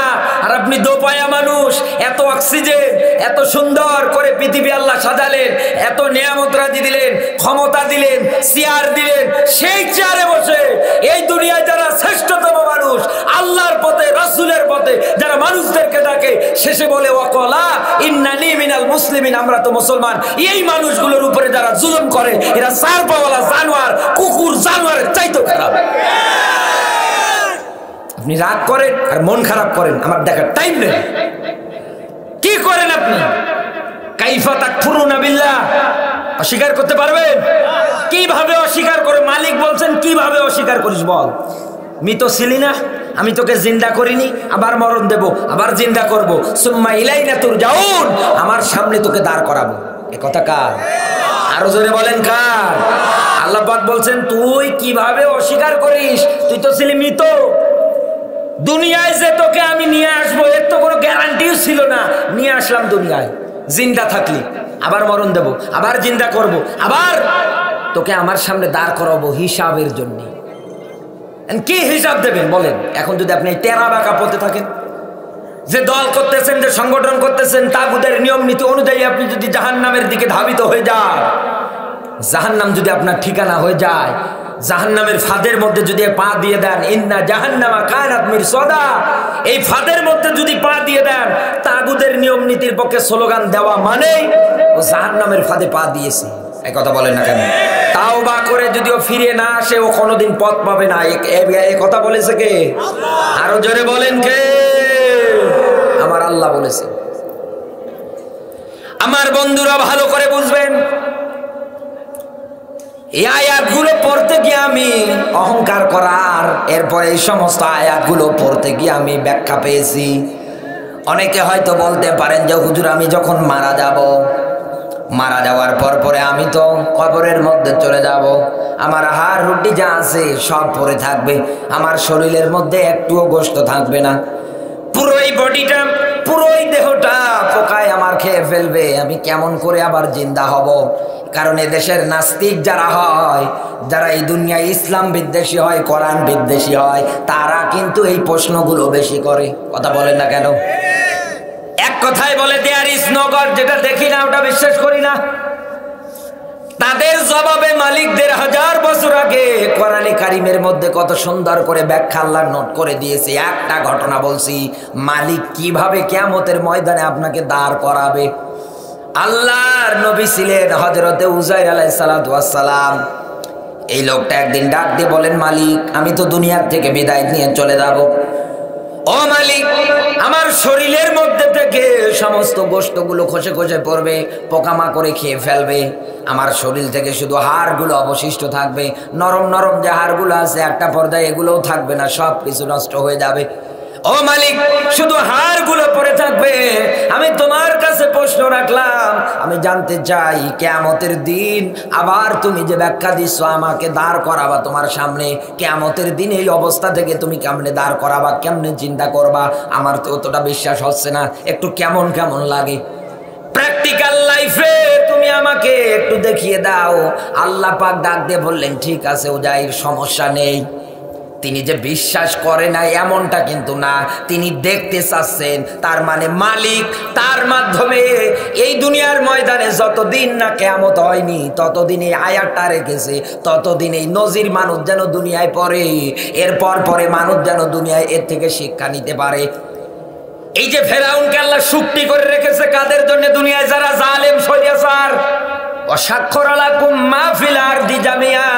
এত সুন্দর করে আসমান আর জমিন আল্লাহ সাজালেন, এরপরে আল্লাহ ডাক দিচ্ছেন, কুল সিরু ফিল আরদ ফানজুর কাইফা কানা আকিবাতুল মুকাজ্জিবিন। এ বান্দা দুনিয়াটা ভ্রমণ কর, এরপরে তুই দেখ আমার এই দুনিয়ার ময়দানে যারা জালেম ছিল, যারা অস্বীকার করেছিল, এই দুনিয়ার ময়দানে যারা স্বৈরাচার ছিল, তাদের কি পরিণতি আমি আল্লাহ করেছি। এখান থেকে যেন জালেমেরা শিক্ষা নেয়, সাবধান যেন হয়ে যায়। আল্লাহর নবীর মাধ্যমে আল্লাহ রেখে যাচ্ছেন কাফের আর বেঈমানদের জন্য জ্বলন্ত একটা প্রমাণ, কোন দিন যেন তারা এই প্রশ্নটা করতে না পারে। হযরতে উযাইর আলাইহিস সালাতু ওয়াস সালাম একটা গাধার পিঠে সওয়ার করে কিছু সংখ্যক খাবার নিলেন, নেওয়ার পরে তিনি একটা মরুভূমি, একটা নগরীর পাশ দিয়ে যাত্রা শুরু করলেন। কিছু দূর যাওয়ার পরে, যেহেতু মরুভূমি নগরী, কোনো গাছগাছলা ওই রকম ভাবে নেই, উপর থেকে সূর্য তাপ দেয়, হাঁপিয়ে গিয়েছে। তিনি কিছু দূর যাওয়ার পরে একটা গাছ পেয়েছে, ওই জায়গার মধ্যে গাধাটাকে বেঁধে ফেললেন, এরপরে খাবার নিয়ে ওই জায়গায় বসলেন, আহার করলেন, এরপর পরে ঘুমিয়ে পড়লেন। আমার আল্লাহ পাক ওই জায়গার মধ্যে তাকে 100 বছরের মরণ দিয়ে দিলেন। 100 বছর ওই জায়গার মধ্যে তিনি পড়ে থাকলেন। 100 বছর যখন তার হয়ে গেল মরণের, ফেরেশতা তাকে যখন আল্লাহর মাধ্যমে জিন্দা করে ফেললেন, ডাক দিয়ে বললেন, উজাইর তুমি এই জায়গার মধ্যে কতদিন ধরে পড়ে আছো? বলে এই তো সকালে ঘুমালাম, বিকালে ডাকছো। ডাক দিয়ে বলে আল্লাহর বান্দা, না, পাক্কা 100 বছর তুমি এই জায়গার মধ্যে ঘুমিয়েছিলে। তাকাও তো তোমার খাবারের দিকে, তাকাও তো তোমার পানির দিকে, তাকাও তো তোমার গাধার দিকে। তাকিয়ে তাকিয়ে দেখছে খাবার আর খাবার খাওয়ার মতো না, পানি আর ভালো নেই, পোকা জমে গিয়েছে। এরপরে ডাক দিয়ে বলে আরেকটা প্রমাণ দেখো, ওই গাধার দিকে তাকাও, গাধাটা ঠিক আছে কিনা। তাকিয়ে দেখছে গাধা মরে গলে পচে শুধু হাড়ুড্ডি পড়ে আছে। ফেরেশতা ডাক দিয়ে বলে, উজাইর দেখতেছো না তুমি কিভাবে আল্লাহ মরা মানুষদেরকে জিন্দা করবে? এবার দৃষ্টি দাও ওই গাধার দিকে, এবার তাকাও। চোখের সামনে গাধার এই হাড়গুলো যেমনে যেমনে যেখানে লাগানো ছিল আমনে আমনে লাগছে। এরপরে রক্ত গোশত চর্বি যেখানে যেখানে যেভাবে ছিল ওই রকম পূর্বের ন্যায় চোখের সামনে আগের মতো একটা গাধা তৈরি হয়ে গেল। হযরতে উজাইর আলাইহিস সালাতু ওয়াস সালাম চোখ থেকে পানি ঝরাচ্ছেন, ডাক দিয়ে বলতেছেন, মালিক আমার আর বুঝতে বাকি নেই, মরা মানুষদেরকে তুমি কেমনে হিসাবের জন্য দাঁড় করাবা? এটা তো আমার আর বুঝতে বাকি নেই। এই জন্য আল্লাহ পাক ডাক দিয়ে বলতে চাই, এ বান্দা তুই আমার কোরআনের কাছে আয়। কি দরকার? ব্যক্তি চালানোর ক্ষেত্রে, সমাজ চালানোর ক্ষেত্রে, রাজনীতি করার ক্ষেত্রে, দল করার ক্ষেত্রে, কর্মসূচি গ্রহণ করার ক্ষেত্রে, যেটাই লাগুক না কেন তুই আমার কোরআনের কাছে আয়, কোরআনটা নিয়ে গবেষণা কর, এটার পথে তুই টিকে থাক। এটার পথে টিকে থাকতে থাকতে আমি মালিক তোকে এই সমস্ত জ্ঞানগুলো দিয়ে দেব। তাহলে কোনোদিন আর জবান দিয়ে বলতে পারবি না আনসিং নাথিং, যেটা দেখি না ওটা বিশ্বাস করি না। আল্লাহ পাক এটাই মেসেজ দিতে চেয়েছে। আমি আপনার মাঝে একটা ব্যাখ্যা উঠাতে চাচ্ছি। আজ এই দুনিয়ার ময়দানে মালিকের সঙ্গে চুক্তিবদ্ধ না হয়ে যে দল, যে কর্মসূচিগুলো আপনি গ্রহণ করতেছেন, আর যাদের পিছনে হাত তুলে তুলে স্লোগান দেন, যে দলের মধ্যে আপনি আছেন, এই দুনিয়ার ময়দানে জাহান্নামের আগুন থেকে আমার আল্লাহ বাঁচাবে। চুক্তিবদ্ধ হয়ে গেলে তুমজিকুম মিন আযাবিন আলিম, কথাটা আল্লাহ বলেছেন, আমি শুরুতেই বলেছি। একটা কথা বলতে গেলে চতুর্দিক দিয়ে আপনাকে বুঝিয়ে দেওয়া লাগে, নতুবা বোঝে না। যে দলগুলো আছে বাংলাদেশে, এবার সিরিয়াল বাই দেখেন, আওয়ামী লীগ, বিএনপি, জামাত, চরমোনাই, তাল পার্টি, নারিকেল পার্টি, এক কথায় যত দল আছে, মালিক যে কর্মসূচি ভূমিকাগুলোর কথা দিয়েছে, এইগুলো এবার মেলান কোন দলটার মধ্যে পাওয়া যায়। এক নম্বরে, ভালো করে বুঝবেন নতুবা গীবত করবেন, এক নম্বরে আমি মহিলা মা বোনদেরকেও বলতেছি, মহিলা মা বোনেরা যাদের পিছনে গেঞ্জি গায়ে দিয়ে সমান অধিকার চাই, সমান অধিকার চাই বলে স্লোগান দেন, আপনারাও শোনেন। কার পিছনে দৌড়ান, কোন দলে দৌড়ান, কাদের অন্ধভক্ত আপনি? এক নাম্বার কর্মসূচি ওই দলটার, ইউহিব্বুহুম ওয়া ইউহিব্বুনাহু, তারা আমার আল্লাহকে ভালোবাসবে, আমার আল্লাহ তাদের ভালোবাসবে। এবার দেখেন তো ওই যে পরের আয়াতের দিকে তাকান, কান্নাহুম বুনিয়ানুম মারসুস, এই আয়াতটা বাস্তবে মেলান তো এবার কোন দলে পাওয়া যায়? যারা সারিবদ্ধ হয়ে সুদীর্ঘ প্রাচীরের মতো দাঁড়িয়ে যায়, কি চায়? ইউকাতিলুনা ফি সাবিলিল্লাহ, আল্লাহর জমিনে যেন আল্লাহর দ্বীন কায়েম হয়ে যায়। এখন মেলান তো কারা আল্লাহর জমিনে দ্বীন কায়েম করতে চায়, আগামীতে কারা কোরআনকে সংসদে নিয়ে যেতে চায়, কোরআনের বিধান দিয়ে সব জায়গায় নিয়ম নীতি নিয়ম কানুন গুলো চলুক, এটা কারা চায়? এবার আপনি মেলান। আমি কোন দলের নাম বলবো না, আপনাকে আল্লাহ বিবেক দিয়েছি, বিবেক দিয়ে বুদ্ধি খাটান, আর নিজে মনে মনে বোঝেন। যদিও ভাসুরের নাম ধরা যায়, এই মুহূর্তে ধরা যাবে না, ইশারা ইঙ্গিতে আপনি বুঝে নেন তারা আমার আল্লাহকে ভালোবাসবে, আমার আল্লাহ তাদেরকে ভালোবাসবে। দুই নম্বরে, এই দুনিয়ার ময়দানে ওই দলটার কর্মসূচি আমার আল্লাহ নিজে দিচ্ছেন। আল্লাহ পাক বলেন, ইউজাহিদুনা ফি সাবিলিল্লাহ, তারা আল্লাহর পথে লড়াই করবে, সংগ্রাম করবে, তারা আল্লাহর রাস্তায় জিহাদ করবে। এখানে এবার মানুষ আছে, ভালো করে বলছেন আল্লাহর রাস্তা কোনটা? রাস্তা চেনেন, রাস্তা দেখানোর দায়িত্ব কার? আরো জোরে বলেন। রাস্তা যিনি দেখাবে, পথ যিনি দেখাবে। আপনি তো নামাজে দাঁড়িয়ে নিয়ত বাঁধার পর পরেই আল্লাহর কাছে চাচ্ছেন, আল্লাহ আমাকে সহজ সরল পথ দাও, ভালো পথ দাও। ওই পথে চালিও না যেই পথে নমরুদ, ফেরাউন, আবু জাহেল, আবু লাহাবেরা চলেছে, পথভ্রষ্টরা চলেছে, ওই পথ দিও না। এ কথা তো নামাজে দাঁড়িয়ে বলছে। এখন আপনি আল্লাহর রাস্তায় চেনেন নাই দুনিয়া। আল্লাহর রাস্তা আপনাকে চেনা লাগবে। ভালো করে বলছেন আমার কথা। আপনি কোন রাজনৈতিক দলের বক্তৃতা দেওয়ার জন্য আমি এই জায়গায় আসিনি। আমি এসেছি কোরআন আর হাদিস দিয়ে আপনার বিবেকটাকে ঝালাই করতে। কাদের পিছনে দৌড়ান? কি করেন আপনি? আপনি তো মানুষ। বিবেক বুদ্ধি থাকার পরে কেন আপনার কাজে আসে না? কেন ভালো পথে আপনি ফিরে আসেন না? আজ এই দেশে আমরা আল্লাহর রাস্তা চিনি না, যার কারণে সমস্যা। মুফাসসির ইকরাম থেকে শুরু করে এখানে আলেম হাফেজ যারা বসে আছেন, জিজ্ঞাসা করে দেখেন, আল্লাহর রাস্তা এই দুনিয়ায় মসজিদ। এই কথা বলেন না কেন? কারণ এই মসজিদের আপনি টাকা পয়সা দেন, এই মসজিদ তৈরি হবে, মোজাইক হবে, রং বিরং হবে, এরপরে সংসদে আইন পাস হবে, আল্লাযীনা ইম্মাক্কানাহুম ফিল আরদি আকামুস সালাহ, এই দুনিয়ায় নামাজ কায়েম। এই মসজিদে আর জায়গা হবে না, না পড়লে জরিমানা। এই কথা বলেন না কেন? সম্পদ ব্যয়ের ক্ষেত্রে আল্লাহর রাস্তা কোথায়?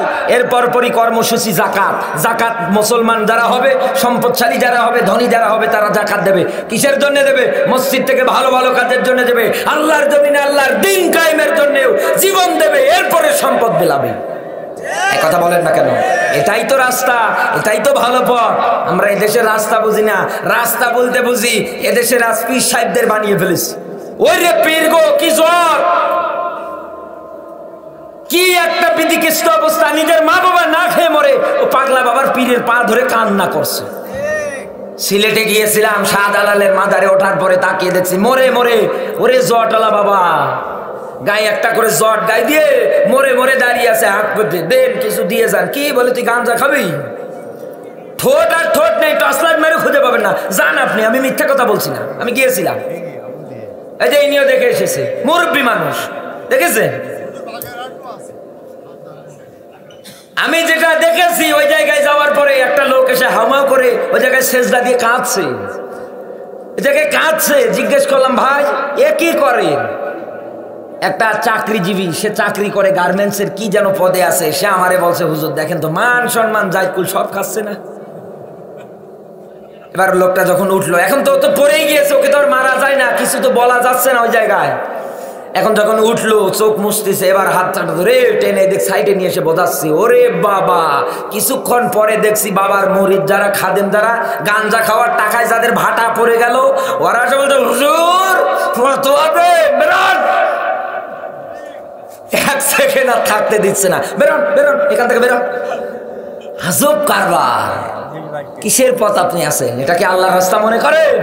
না, আল্লাহর রাস্তা হবে ওইটা যেটা কায়েম করতে গেলে রক্ত ঝরবে, মার হবে, জুলুম হবে। এই কথা বলেন না কেন? কাটা বিছানো, কাটা বিছানো, ফুলের পথ না, ফুলের মালা দিয়ে বরণ করা পথ না, কাটা বিছানো পথ। জেলখানায় পরে চোখের পানি ফেলা লাগবে। এই কথা বলেন না কেন? এটাই রাস্তা। আমার বন্ধুরা, আল্লাহর পথে লড়াই আর সংগ্রাম তারা চালাবে, এটা 2 নাম্বার কর্মসূচি। কোন কারণে? আল্লাহর জমিনে আল্লাহর দিনটাকে বিজয় করার জন্য। বারবার তাদের আয়াত মনে পড়ে যায়, ওমা লাকুম লাতুকাতিলুনা ফি সাবিলিল্লাহ। সূরা নিসার 75 নাম্বার আয়াতে আল্লাহ ব্যাখ্যা দিয়েছে। আল্লাহ পাক বলেন, কি হলো তোমাদের? ওই দলটাকে আল্লাহ ডাক দিচ্ছেন, কি হলো তোমাদের? কেন তোমরা আল্লাহর রাস্তায় জিহাদ করো না? কেন সংগ্রাম করো না? অন্য আয়াতে আল্লাহ ডাক দিয়ে বলছেন, তোমাদের মধ্যে একটা দল থাকা উচিত, যেই দলটা মানুষদেরকে সৎ কাজে আহ্বান করবে আর অসৎ কাজে বাধা দেবে। এক কথা বলেন না কেন? অথচ অন্য জায়গায় আল্লাহ ডাক দিচ্ছেন, কি হলো? কেন জিহাদ করো না? কেন লড়াই করো না? কেন সংগ্রাম করো না? কত বৃদ্ধা অসহায় আবাল নারী পুরুষগুলো অসহায়ের মতো হাউমাউ করে চোখ থেকে পানি জড়ায়, তারা চোখের পানি ফেলে ফেলে ক্রন্দন করছে, তারা কান্না করছে। এই দলটা এই মানুষগুলোকে বাঁচানোর জন্য আল্লাহর জমিনে জিহাদ করবে, আল্লাহর রাস্তায়। 3 নাম্বার এবার গুণাবলী বলছি, ওরা এই দুনিয়ার ময়দানে মুমিন ইমানদার যারা আছে তাদের সঙ্গে নরম আচরণ করবে, আর কাফের বেঈমান যারা হবে, মুশরিক যারা হবে, ইহুদি যারা হবে, তাদের প্রতি তারা কঠোর হবে। তাদের অনুষ্ঠান আচার আখলাক যা আছে এইগুলোর প্রতি কঠোর হবে। ওরা ওদের অনুষ্ঠান পালন করুক, আমাদের নিষেধাজ্ঞা নেই। লাইক হাফিদ দিন, ধর্ম নিয়ে বাড়াবাড়ি চলে না। কিন্তু আমি দেখেছি এই অক্টোবর মাসে আমার নিজের মাহফিল বন্ধ করে দিয়েছে পূজার কারণে। আজব কারবার। বর্তমানে এটা বাংলাদেশ। এই যে একটা ব্যাখ্যা আছে না, কাজী মিনাল গাইস, একটা আয়াত আছে না সূরা আলে ইমরানের যত সম্ভবত 134 নম্বর আয়াত হবে। এখানে ইমানদারের গুণাবলী আছে যে রাগ কন্ট্রোল করবে, রাগ এটা চেক দেবে। এদেশে রাগ বলতে কি বোঝে? শুধু ওই ভাই আমাকে মেরেছে ওই রাগ, আমিও প্রতিশোধ নেব না। আমার বাবা বকেছে আমার রাগ হয়, কেন আমার বকে এত, আমি পরিবারের ছোট না, এই রাগ না। এখানে রাজনৈতিক প্রতিহিংসার কথা আল্লাহ তুলেছে, কারণ আমার আল্লাহ ভালো করে জানে মানুষ বড় হয়ে ও দল করবে, ও রাজনীতি করবে। আর এই রাজনীতি প্রতিহিংসার কারণে, এই রাগের কারণে কোনো মানুষের বিরুদ্ধাচারণ যেন ও না করে। এক কথা বলেন না কেন? কোন মানুষকে যেন অন্যায় ভাবে হত্যা না করে, কতল যেন না করে, শুধু এই রাজনৈতিক প্রতিহিংসার কারণে আজ কত মানুষের জীবন চলে যায়। একটা মারা গেলে হাউমাউ করে কাঁদছে, সবাই ফেসবুকে পড়ছে। আর এই দুনিয়া যারা আল্লাহর জমিনে দিন কায়েম করার জন্য, লড়াই করার জন্য, সংগ্রাম করার জন্য চেষ্টা চালায়, তাদের যে কত মায়ের বুক খালি হয়েছে, ওরা কাঁদে না? ওদের বাবার দরকার নেই? আপনার একার আছে বাবার দরকার? কথা বললে তখন আবার বলে হ্যাঁ হুজুর আপনি এভাবে বলেন, এইভাবে বলা দরকার। এটা গেল কয় নাম্বার? 3 নাম্বার। 4 নম্বরে এই দুনিয়ার ময়দানে ভালো পথে ভালো কাজ করতে গেলে সমালোচনা মানুষ করবেই। এটা করবে না? আরো জোরে বলেন, করবে না? করবে। এই যে এই দেশে আমি বিভিন্ন জায়গায় যাই, এই যে প্রতিষ্ঠানগুলো নিয়ে আস হুজুরে হুজুরে মারামারি কেন? কানে আসে হুজুর ওই যে পাশের প্রতিষ্ঠান, আমরা মাহফিল দেব, মনে করেন যে আজকে কয় তারিখ যেন, ডিসেম্বরের 8 না, আমরা 8 তারিখ ডেট নির্ধারণ করেছি। এখন পাশাপাশি মাদ্রাসা ওরাও 8 তারিখ নির্ধারণ করে ফেলেছে। কেন? ওরা চায় না আমাদের এখানে প্রতিষ্ঠানটা থাকুক। এক কথা বলেন না কেন? অন্য অন্য জায়গায় গিয়ে কথা লাগায় ওই প্রতিষ্ঠানে বাচ্চা দেন, ওখানে কি পড়ায়? কিছুই পড়ায় না, আমাদের এখানে দেন, এই হবে ওই হবে এই হবে। কেন? আপনি কি বলতে পারেন না যে ভাই এখানেও দেওয়া যা ওখানেও দেওয়া যা? এক কথা বলেন না কেন? কিন্তু হয় কি, সমালোচনা হয়। এই দেশে আজ আলেমদের মাঝে ঐক্যতা না থাকার কারণে, একতা না থাকার কারণে এই দেশে সমালোচনার এমন ঝড় তৈরি হয়েছে। 3টা সাধারণ পাবলিককে এক বেডে খাইয়ে দাইয়ে ঘুমাতে দেবেন, লুঙ্গি মাথায় উঠে ঘুরবে, তাও টের পাবে না। আর হুজুরদের রাখবেন ফতোয়া দেখলে দেখলে জীবন বাঁচবে না, মারামারি বেঁচে যাবে। ওই ফতোয়া গো। এজন্য আমি আপনাকে সেই কত দূর থেকে মুসাফিরের হালতে দিনের দাওয়াত দিয়ে গেলাম। বন্ধু, এই দুনিয়ায় যদি আল্লাহর ভালোবাসা পেতে চান, মালিকের নিকটবর্তী যদি হতে চান, জাহান্নাম থেকে যদি বাঁচতে চান, আমার আল্লাহর ব্যাখ্যা, এই দুনিয়ার ময়দানে আপনাকে আল্লাহর সঙ্গে চুক্তিবদ্ধ হওয়া লাগবে। মূল সাবজেক্ট, মূল বিষয়, এই ব্যবসার মূলধন 2টা। 1 নম্বরে জান, 2 নম্বরে মাল। একথা বলে না কেন?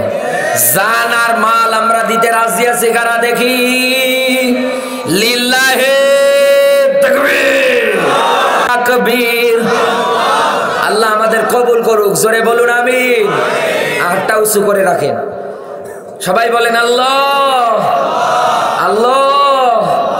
আমরা ওয়াদা করছি তোমার কাছে, আমরা ওয়াদা করছি তোমার কাছে, স্বীকার করে গেলাম এই রাতের বেলা মাজলুম মানুষদেরকে বাঁচানোর জন্য, অসহায় মানুষদেরকে বাঁচানোর জন্য, তোমার জমিনে তোমার দিন কায়েম করার জন্য সম্পদ লাগলে, টাকা পয়সা লাগলে, এমনকি জীবনও যদি লাগে আমরা দিতে রাজি আছি।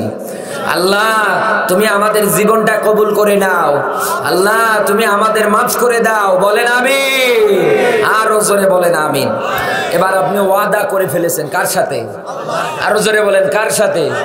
এখন আপনি দেখেন, যদি কথা দিয়ে কথা না রাখেন, আপনি নিজের কথায় নিজে, আরো জোরে বলেন, আটকে না, ও মুনাফিক, আটকে যাওয়া মুনাফিক। এখন এই মাদ্রাসাটার উদ্যোগে যেহেতু এই ঘর উঠিয়েছে, আমি এরপরে আলোচনায় যাবো, যেহেতু আমার তেলাওয়াত আয়াত আছে। এখন হুজুর চিঠি দিয়েছে, হুজুর একটু কালেকশন করেন। আমি আমার স্থান থেকে যতটুকুন পারি আমি চেষ্টা চালাচ্ছি। এখন এতে যদি কম হয় বেশি হয় আমার প্রতি রাগ করা যাবে না।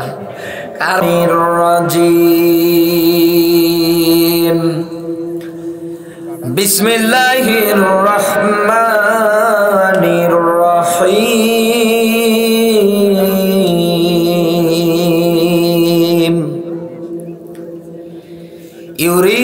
ইউরিদুনা লিইউতফিউ নূরাল্লাহি বিআফওয়াহিহিম আল্লাহু মুতিম্মু নূরিহি ওয়ালাউ কারিহাল কাফিরুন।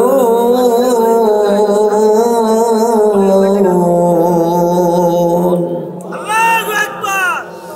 আমার বন্ধুরা খেয়াল করবেন, আগামীকালকে যদি আপনাকে বলে কি আলোচনা করেছিল, আমার আজকের আলোচনার সাবজেক্ট হচ্ছে আল্লাহর জমিনে আল্লাহর দিন বিজয় করার আন্দোলন। মনে থাকবে তো? আরো জোরে বলেন। জমিনের দিন বিজয় করতে গেলে আল্লাহর সঙ্গে চুক্তিবদ্ধ হওয়া লাগবে। পয়েন্টগুলো মনে রাখবেন। এরপর পরে দুনিয়ার ময়দানে জান এবং মাল দেওয়া লাগবে। এইগুলো দিয়ে দিয়ে আল্লাহর পথে লড়াই আর সংগ্রাম করা লাগবে। এই দুনিয়ায় এমন অন্ধভক্ত হওয়া যাবে না, অন্ধভাবে কোনো দল করা যাবে না। আমি কর্মসূচিগুলো বলেছি, যেই দলে এই কর্মসূচি থাকবে দল করেন, কোনো নিষেধ নেই। আমার বন্ধুরা, এবার আমার আল্লাহ পাক নিজে আপনাকে সুসংবাদ দিচ্ছেন। আল্লাহ পাক বলেন, হে বান্দা, এই দুনিয়ার ময়দানে কাফেররা চায় মুখের ফুৎকার দিয়ে ইসলামের আলো, কোরআনের আলো নিভিয়ে দেবে। এ পর্যন্তই থাক।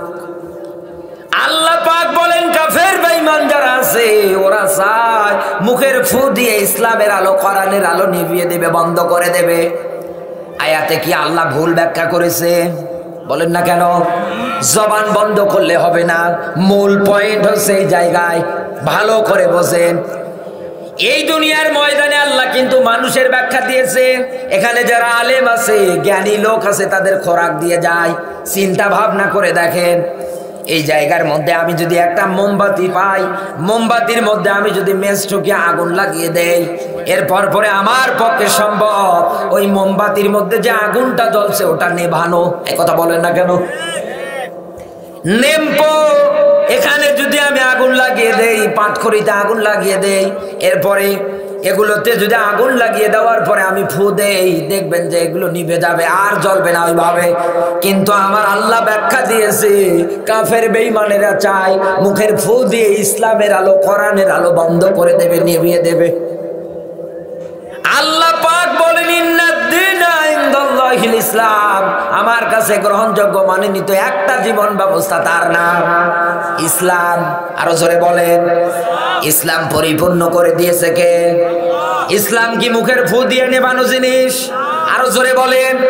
এই জন্যই তো তাফসীর মাহফিলে আসতে হয়। এই জন্য গবেষণা করে দেখেন, এই দুনিয়ার ময়দানে আপনি সামান্য এই লাইটটা পর্যন্ত মুখের ফু দিয়ে বন্ধ করতে পারবেন না, এটা আপনার কাছে অসম্ভব। ইসলাম তো কারো বাবার না, কারো বেটিরও না, কারো হাতেও নেই।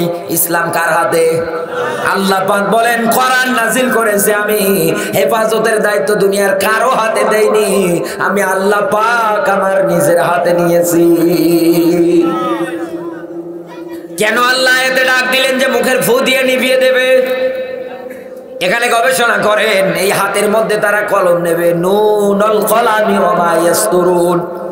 এক নম্বরে এই দুনিয়ার ময়দানে ইসলাম বিদায় করার জন্য ওরা ফু দেওয়ার সিস্টেমটাকে কলম হিসাবে নেবে। আপনি যেন এক কথায় সাধারণভাবে বোঝেন, এই জন্য মালিক এইটা বুঝিয়েছে। এই দুনিয়ার ময়দানে ওরা ইসলামের বিরুদ্ধে কলম ধরবে, ধরার পর পরে তারা এই দুনিয়ার ময়দানে ইসলামের নামে, নবীদের নামে আজে বাজে লিখবে। এক কথা বলেন না কেন? আজে বাজে জিনিস মুসলমানদের নামে ছড়াবে। এরা উগ্র, এরা জঙ্গি, এরা শিবির, এরা জামাত। এক কথা বলেন না কেন? এরপর পরে এই মিডিয়াগুলো নেবে হাতে। মিডিয়াগুলো নেওয়ার মতো ৭১ টিভি দালালি করবে রাষ্ট্রপক্ষের ইহুদি নাসারাদের টাকা পয়সা খেয়ে। লিল্লাহে তাকবীর, লিল্লাহে তাকবীর। প্রধান বক্তার আগমন, আব্দুর রহমান আল জামি ভাইয়ের আগমন। লিল্লাহে তাকবীর। প্রিয় ভাই আমাদের মাঝে এসে গিয়েছে, ভাইকে মোবারকবাদ জানাই মাগুরাবাসীর পক্ষ থেকে। আল্লাহ পাক আমার এই প্রিয় ভাইকে যেন নেক হায়াত দান করে, বলেন আমিন।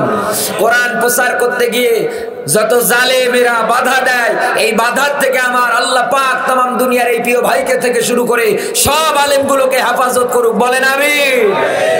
ভাই আসলে আমি একটু শেষ করে দিচ্ছি। আমার বন্ধুরা খেয়াল করবেন, এখানে মুখের ফু দেওয়া বলতে 1 নম্বরে কলম্বো চালান, 2 নম্বরে মিডিয়া, এইরকম যত স্যাটেলাইট থেকে শুরু করে যত কিছু আছে না কেন, এইগুলো তারা ইসলামের বিরুদ্ধে পাল্টা কাজে লাগাবে, ইসলামের নিয়ম নীতি বিদায় করার জন্যে। তার বাস্তব দৃষ্টান্ত দেখেন, মিডিয়া এই দেশে বাংলাদেশের প্রত্যেক ঘরে ঘরে টিভি।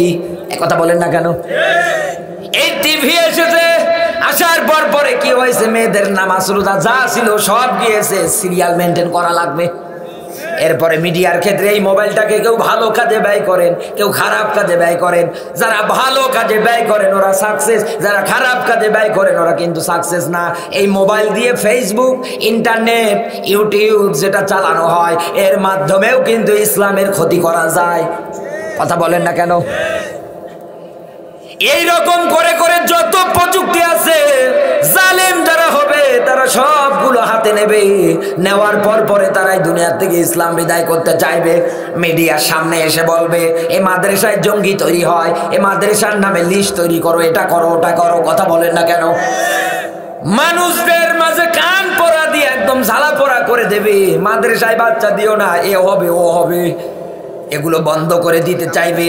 আল্লাহ পাক বলেন এই দুনিয়ার ময়দানে কোনোদিন তারা পারবে না। আল্লাহু মুতিম্মু নূরিহি ওয়ালাউ কারিহাল কাফিরুন। আমি কসম করে বলছি, আমার জমিনে আমার দ্বীন আমি জ্বালাবো। মাগুরাবাসী মাদ্রাসার জন্য টাকা চাইলাম, যারা মুখ খোলেননি, এবার তাদেরকে আমি বলে যাই, যারা একটু কথা দিয়ে পাশেও থাকেন না আরো বদনাম করেন, তাদেরকেও বলে যাই, আপনি টাকা দিলে কি আর না দিলেই কি, এই জমিনে যে দিন কায়েম আগামীতে হবে তার বাস্তব এই আয়াত। মালিক যে কথাগুলো দেয় কোনোদিন তিনি মিথ্যা কথা বলে না, তার ওয়াদাগুলো সত্য। একথা বলে না কেন? তার বাস্তব। এবার নবীর জীবনের দিকে তাকান। আল্লাহর নবী যখন দাওয়াতি মিশন শুরু করেছিলেন তখন লোক সংখ্যা কম ছিল না বেশি ছিল? একেবারে কম। আস্তে আস্তে আস্তে আস্তে করে দাওয়াতি সংখ্যা এই 23 বছর নবুয়তের জিন্দেগিতে বিদায় হজ্জের ভাষণে গিয়ে নবীজি যখন ভাষণ দেয়, সামনে উপস্থিত 1,14,000 সাহাবী। বিজয়টা দান করেছে কে? আরো জোরে বলেন। ক্ষমতার চেয়ারটা দিয়েছিল কে? আজও হয়তো আমরা মার খাচ্ছি, জুলুম নির্যাতন সহ্য করতেছি, আমাদের রক্তীয় ভাইদের উপরে একটার পর একটা বিপদ আপদ চাপিয়ে দিচ্ছে। সময় আসবে আমাদের এই বাংলার মাটিতে যখন ইসলামের বিজয় হবে, জালেমেরা কবর গর্ত খুনে না ও কোন জায়গার মধ্যে গিয়ে আত্মগোপন করবা।